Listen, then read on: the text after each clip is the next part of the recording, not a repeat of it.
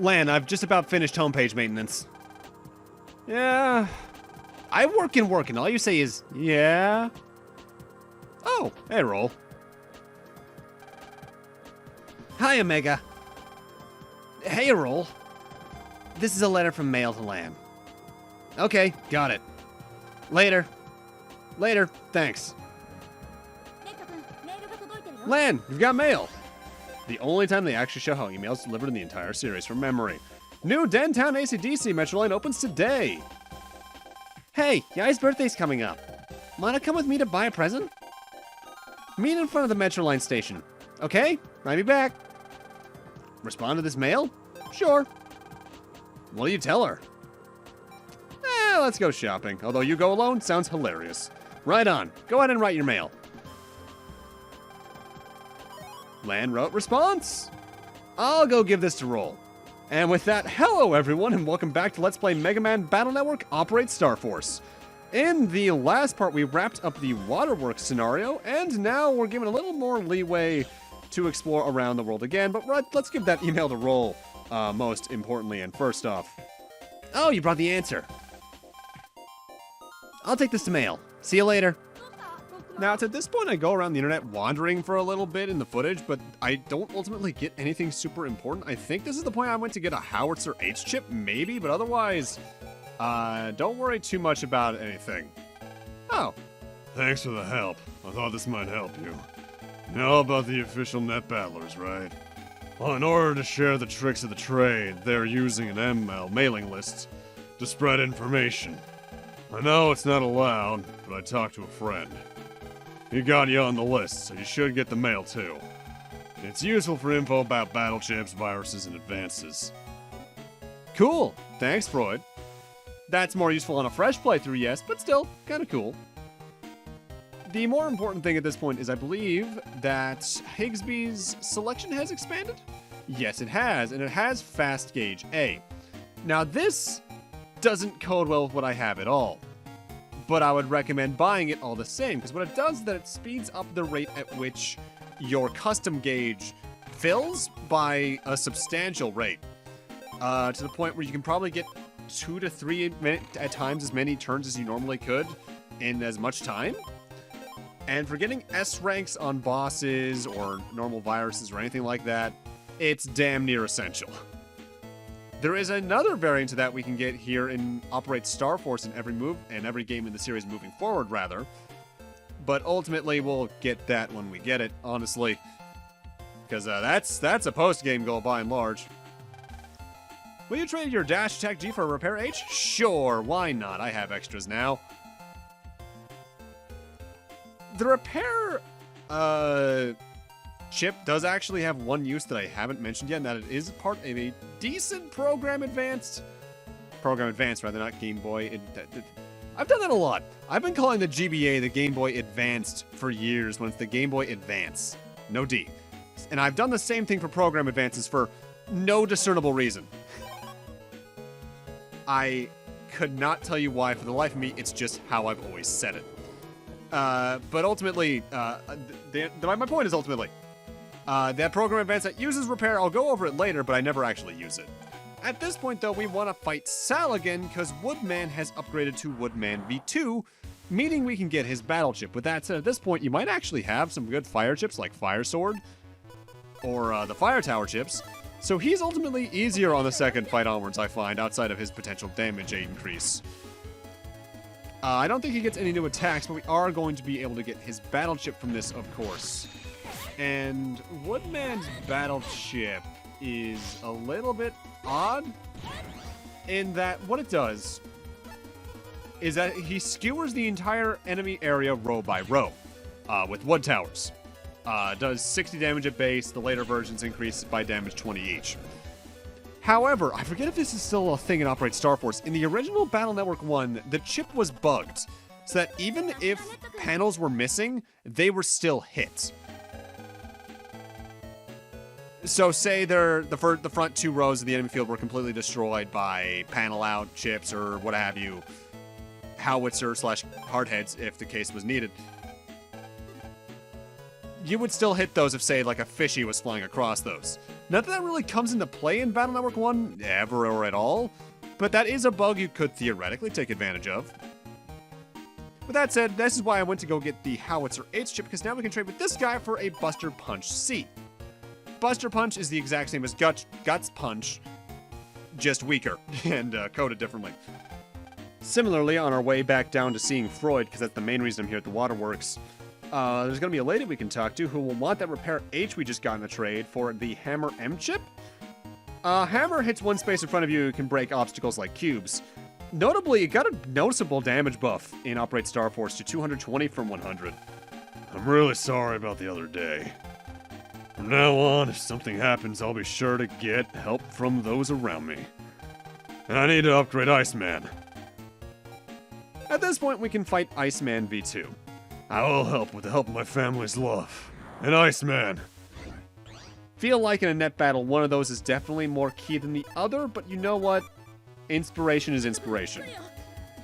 Iceman V2 is a little bit harder because hitting him through the ice blocks gets a little bit harder when not only is he a little faster, but his HP pool is harder to work through. Additionally, outside of the thunder chips you can get from the Billies on the internet areas and Elexor, there's not as many elemental chips that you can get in this game compared to fire chips, especially at this point. With that said, ultimately his pattern's the same, and Gutsman comes in real handy here because he not only, since he cracks a lot of the floor, that can easily lock him into a place where he just can't attack you or leaves him super open to your own attacks. With that said, despite some of his attacks being pretty easy to dodge, I honestly find Iceman's Glacier Bomb attack, that one right there, to be one of the harder attacks to dodge in the game, because compared to, say, B-Tanks, who pause when they do their cross-shaped attacks, there's not much telegraphing over the fact that he's about to do that. With that said, now it's time for the other program advance that's really good in the game, Big Straight. Gut Punch B, the Ice Punch B we got in the Waterworks Network, and Dash B, and you just do another column row-based attack that does 350 damage. Between that and Gut Shoot, you can take care of most enemies in the game. Pretty good. Now go do that to World 3. Additionally, Big Straight codes really well with a lot of really good battle chips later on in the game due to the B code. And it got a buff here in Operate Star Force. In the original Battle Network 1, Big Straight did 250 damage, now it does 350. So they kind of just took the 100 damage from Gut Shoot and transplanted it to somewhere else. Now, at this point, you're supposed to meet Mail in front of the Metro line in AC/DC, but the flagging has always felt a little bit odd for when it actively decides to trigger. So I'm going to take this time to go actively to the next story area, Dentown, without her, because this will allow me to explore this area and show off what it has without being forced through the story stuff. Dentown is laid out kind of like a plus sign where you start in the bottom right corner of it. I guess an X is more accurate. In the center of every area is a four-way intersection of road that has roads, or crosswalks, that actively respond to the traffic around them. I believe it's based on cycles, but I've never been too sure of the actual timing.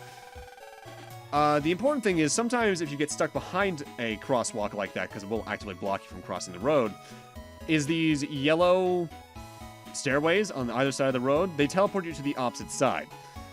There are only really two places of note in Dentown, though, at least for right now, and that is an area here on the bottom left of the X and one on the top right. Because not only are there some items in there for us, there's some new viruses for us to fight, so on and so forth, the usual, really. That said, I do appreciate Dentown from one angle. It's probably the most alive a series and a location can really feel in the series, because there's not too many locations in the series that feel like proper towns, so to speak. And here we get a barrier asterisk. I forget what code that is in the GBA version, because it's not really important. Ha! You thought I was Mari, right? Nope, I'm her twin sister Yuri. She only wishes she was as good as a teacher as me. By the way, are you a twin? Not from my knowledge, no. Why would I be? Do I look like one?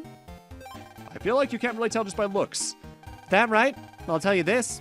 We twins have a special bond. Ha! Cool. Let's jack into the billboard here, though. But I don't recommend doing this without saving, especially if you're a first-timer, because you're running into viruses in here and you're probably not supposed to run into for at least another, I'd say maybe 2 to 3 story situations. But between the items you can get here, and admittedly one of the battleships you can potentially get here being really good, I'd say it's worth it if you're confident in yourself. The power-up is the main reason you want to come here, though. And I should note, compared to later games, getting power-ups and HP memories does actively have an effect on game progression, as you're required to have a certain amount by the end of the game in order to actually, finish the game. It's one of the odder structure portions of BN1. Which there's a lot of, admittedly, but that's only because it's the first game. With that said, here's the two major enemies we can run into here, Fishy 2s and Poiton 3s. Fishy 2s have 150 HP, do 150 damage, whereas Poiton 3s have 300 HP and do 150. The main difference between Fishy 1 and 2s, besides the HP and damage, is that whenever they run into you, they leave fire behind. Poitons will throw a grenade onto the front row of your field, with a few different lines coming out of them. Those lines dictate where you have to stand in order for them to explode. Sometimes it's a column, sometimes it's a row, sometimes it's the diagonals. They hurt a lot, be careful. Fishy 2s can give you the body burn battleship at rank 5 or above, I believe, and you can especially get Asterisk here in Operate Shooting Star at 8 or above. What that does, that envelops you and the plush shape around you with fire that'll do 180 damage here in Operate Star Force. I think it only did like 100 in the original game. And Poiton 3s will drop the Dynamite 3 battleship. Dynamite 3, I think, does the exact same thing as their grenade, and I think it even does the exact same amount of damage. Bump my mic there, sorry about that. And I believe they only drop that at 5 or above. None of the codes are that great, besides maybe the G, which I think is the lowest of the 3 in terms of rarity. Or the highest. Or, no, the lowest, yeah, it's the most common because you can get it at lower codes. The Fishy 2 is the thing you really want to fight here, because body burn is pretty good. You just have to be a little risky with how you have to use it, because sometimes you might use it to absorb an attack or hit an enemy last second before they end up hitting you. Now we want to head to the top right portion of Dentown, though, because there's one more area over there for us that is relatively worth your time heading into. I'm in particular referring to this antique store. With that said, as usual, you might want to save here because we have a unique NPC. My name is Miyu. Welcome to my store. All of the antiques here have spirits. Can you feel them? I can feel the bright burning of the spirit contained in your Navi. Lan, challenge Miyu to a net battle? Sure. Let the Feast of Souls begin. Skullman, arise. Skullman might be one of my favorite net Navi designs in the series. I don't know why, I just love the way he looks. Attack-wise, I think he only has like 3. He can detach his arms and throw them at you, in which case they'll just slowly follow you along your path, trying to run into you. Sort of like a Billy's electric attack. They can also block his shots, or your shots. There's the Ghost Fire, which is the fire you're seeing that travels across the row slowly. And then later on, he can, and by later on I mean I think towards the latter half of any given health bar, he'll launch his head upward, and then it'll try to land on you. I believe that can break through certain guards that you can get throughout the game, but it leaves him super wide open for attack. Plus, he doesn't take much to flinch. With that said, being just a V1 fight, we're not going to get his battleship out of this. We're just doing this now to do it now. 600 HP too. He's not too strong, and with between how low his flinch threshold is, he's a pretty easy boss. I honestly like fighting him a lot, though. And hey, that's a free 2500 Zenny. I'm never going to say no to that.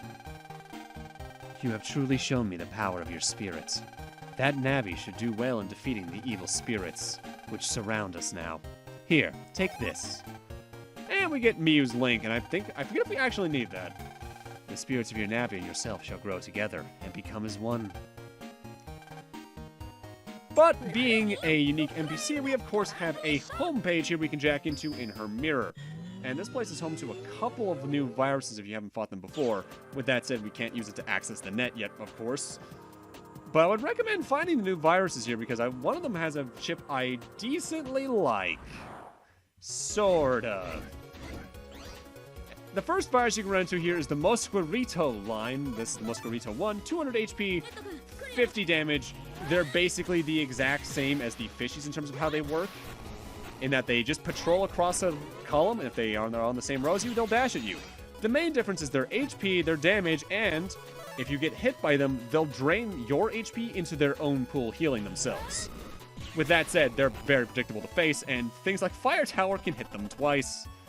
And for defeating them, we get the Drain 1 chip, which does 50 damage, and I believe drains that right into your own HP.